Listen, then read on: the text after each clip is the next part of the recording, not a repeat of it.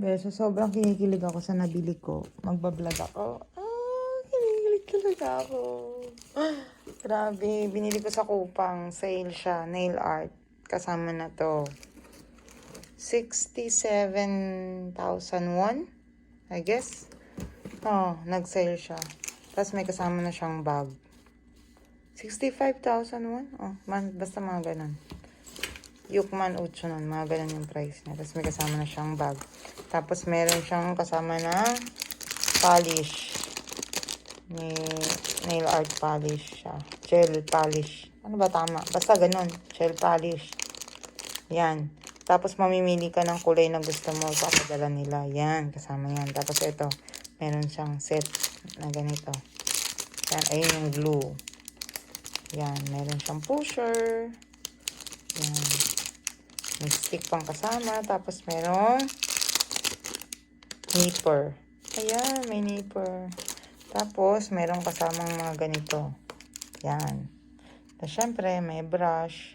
Yan. Tapos, hindi ko alam kung ano to. Ano ba to? Paano ba to ginagamit? Hindi ko siya alam gamitin. Ano ba ito? Parang chocolate.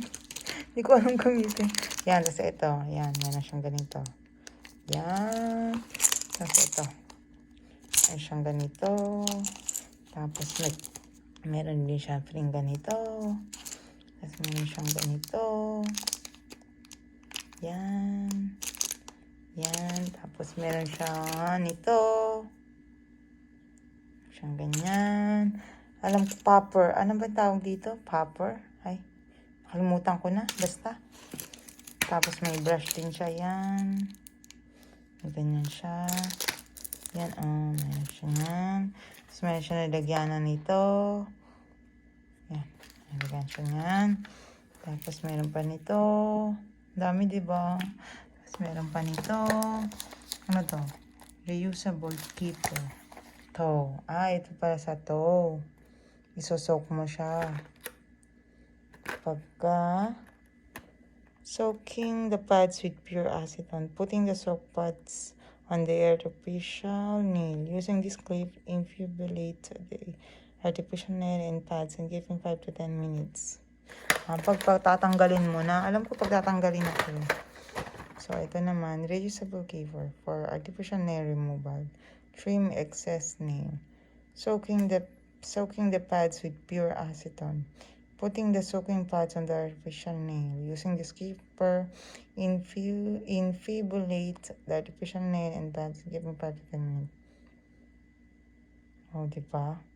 And one of UV discharge package, solving all the problems of the current two products.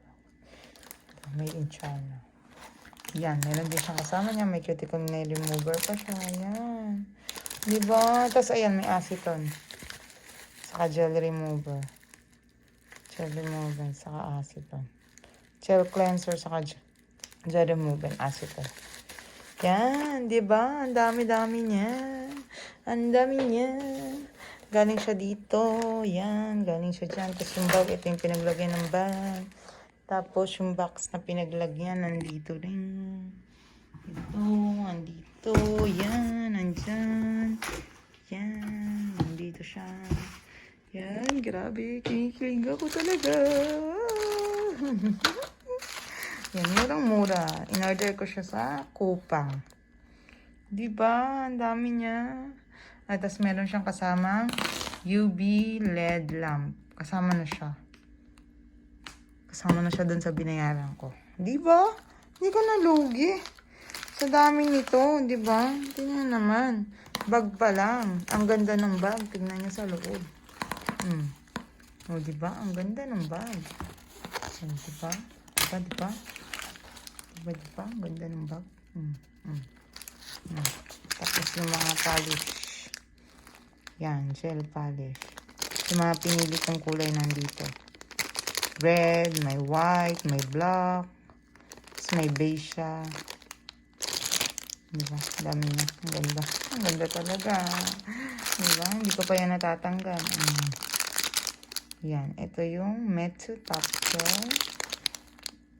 Super Top Gel. Wow, may Super Top Gel pa. Galing 3D sticker. May mga ganito pa. 3D sticker pa daw siyang nalalaman. Yan. Diba? Ang ganda.